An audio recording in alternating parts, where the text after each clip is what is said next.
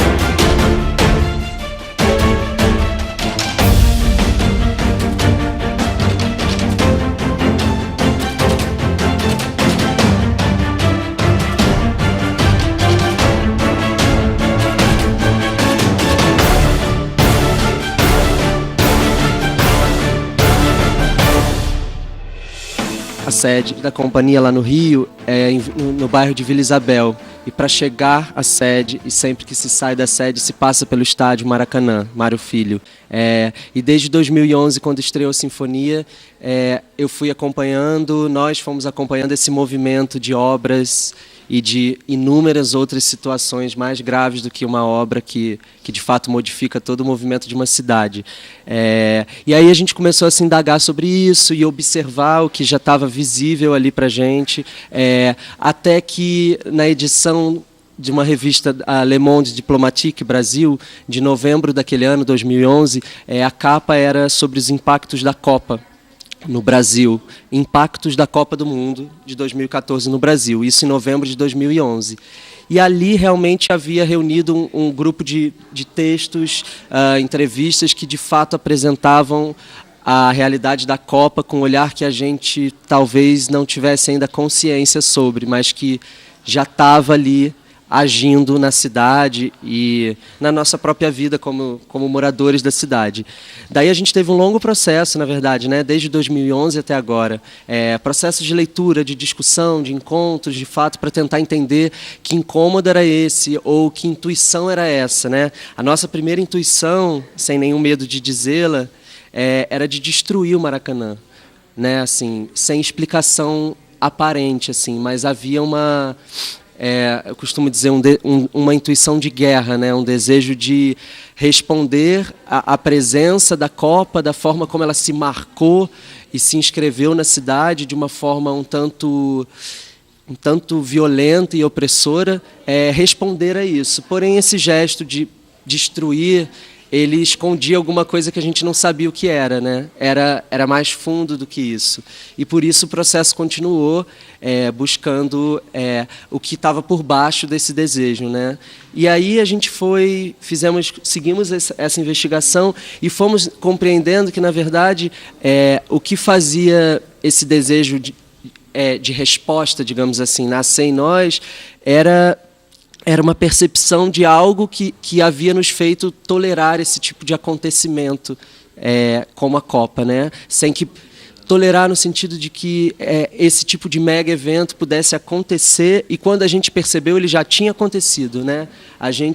Eu não soube de nada, não me perguntaram nada, eu como cidadão daquela cidade, de repente vi que o trânsito foi para lá e não sabia disso, e por aí vai. Era uma espécie de alguma forma de prenúncio que nos alertava de coisas que estavam por vir, assim.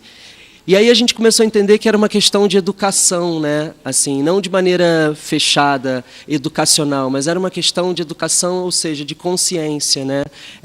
Nós não tínhamos consciência das coisas em curso, né? De como elas se formavam, de como elas se estruturavam, e não tendo consciência, a gente não tinha força alguma frente a elas, assim, não tinha capacidade alguma de dialogar com esse tipo de acontecimento, né? Com esse tipo de mega evento que é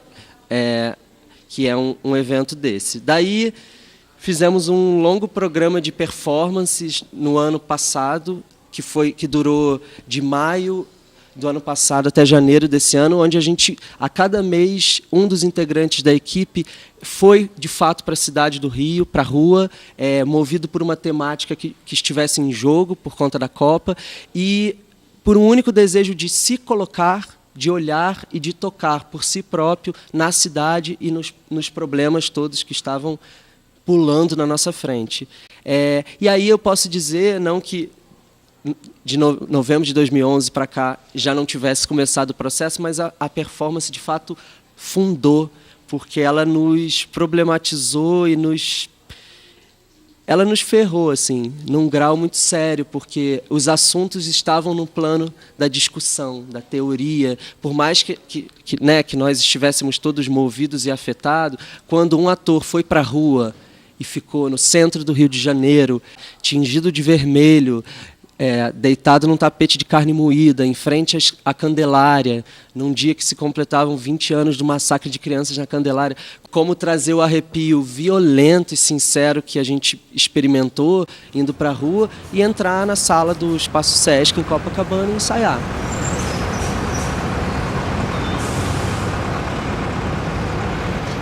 Certamente, os atores estão no processo criador assim, totalmente responsáveis também pelo que acontece e acho que a gente lançou um chamado a eles bem concreto nesse sentido, assim, até no começo não, a gente passou por muitos erros, muitas coisas que pareciam que estavam só tampando aquilo que a gente queria dizer. A gente se enganou demais, a gente teve que voltar atrás muitas vezes.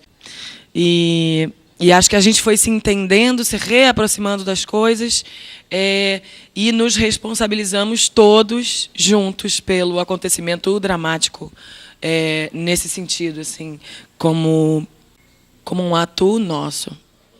A dramaturgia apresenta uma história, uma fábula, podemos dizer, linear, né, que é a história de uma turma de alunos bolsistas da pós-graduação de Arquitetura e Urbanismo da UFRJ. Né, eles são bolsistas de uma pesquisa de uma professora que está querendo investigar aquilo que ela já ensina há um tempo, que é restauração e preservação de patrimônio edificado. Porém, ela faz uma bolsa de pesquisa para pesquisar isso com um grupo e eles começam a pesquisar justamente o patrimônio que é o Maracanã durante esse primeiro momento do ano, esse primeiro semestre.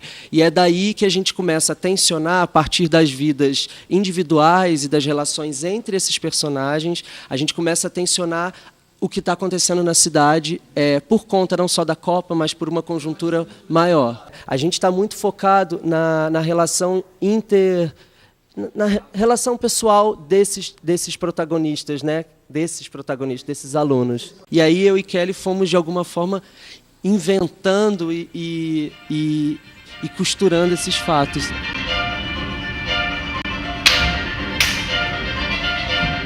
Eu acompanhava o processo de Concreto Armado, os encontros mensais, as performances, os raciocínios, mas como convidada, assim, a gente fez um trabalho junto ano passado, e o Diogo falou assim, vai lá, tá lá com a gente. Então, assim, eu não... Quando foi no final de dezembro, esse menino fala, eu acho que a gente tinha que escrever junto, e eu não... Acho que nenhum dos dois sabia exatamente o que isso significava, e até agora eu tô boba de ver que realmente era possível, assim, porque eu não sabia o que falar, o que a gente não sabia como seria, a gente só dizia. Então, quando a gente começar a entender como será, a gente, não, era tudo mais para frente, assim. E não sei como também, assim, um trabalho muito árduo, que é realmente incessante até o dia de hoje, mas da gente entender uma coisa que faz isso que eu faço isso, e depois, assim, reuniões extensas sobre o que um fez e o outro fez, e realmente o que resulta desse casamento fica um saldo muito conjunto, assim, de... eu não faria isso sozinha. E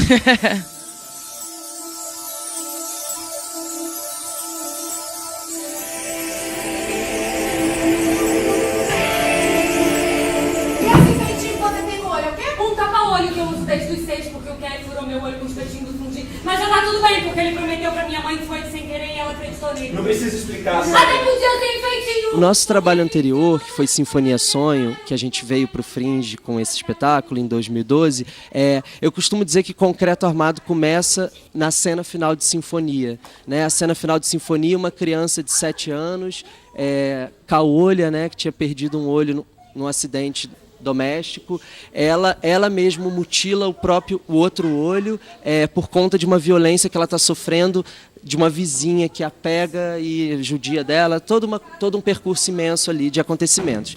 E aí a peça termina com uns 5 minutos dessa criança se debatendo à espera do pai, da mãe, sendo segurada pelo irmão que tenta controlar ali um sangue que escorre para sempre, né? E aí a minha questão era como construir um espetáculo que não terminasse de maneira tão distópica, sabe? Assim, de maneira tão... Sinfonia denuncia, coloca em questões a situação do massacre de Realengo, essa disfuncionalidade familiar, todas essas questões, porém... os personagens saem perdendo, sabe? Assim, eles precisam apanhar para que a gente olhe para aquilo e fale, olha como nós somos, isso, aquilo e isso. Concreto, a gente talvez se jogou, não enquanto, eu não estou falando isso enquanto saldo final do que é a peça hoje não, mas assim, a nossa preocupação era como não manifestar apenas o horror da situação, que talvez tenha necessidade de ser manifestado, porque não sei se está todo mundo vendo, não dá para dizer que está todo mundo vendo, porque também não está. Então, mas como a gente expõe isso, de que maneira a gente fala desses assuntos, né? E de que maneira também a gente consegue atravessar. E aí entra no lugar que é o da dramaturgia, não enquanto retrato, enquanto possibilidade do que ainda não foi feito, né? Como escritura do que ainda não é. E então acho que Concreto sofre, eu falo muito sofre, mas é no sentido de atrito, assim. Concreto sofre muito esse lugar de não ficar na denúncia. E talvez por termos essa preocupação, a gente nem passa na denúncia, entendeu? A gente não quis falar sobre o que é, né? No final das contas, a gente, né, sobre Copa, é óbvio que a nossa peça está no contexto da Copa, mas eu não sei quando foi que... Não sei se tem no texto alguma palavra como campo de futebol, jogo, gol, Copa ou alguma outra coisa desse jargão específico, porque nos importou justamente o saldo humano, né? A gente de fato acreditou que era pelo saldo humano que a gente teria condição de atingir não o nome das coisas que já estão dados em todos os lugares, mas sim o processo pelo qual elas viram nome, né? Ou o processo que o nome delas esconde, né? Eu acredito que foi um pouco bem isso, na verdade, assim.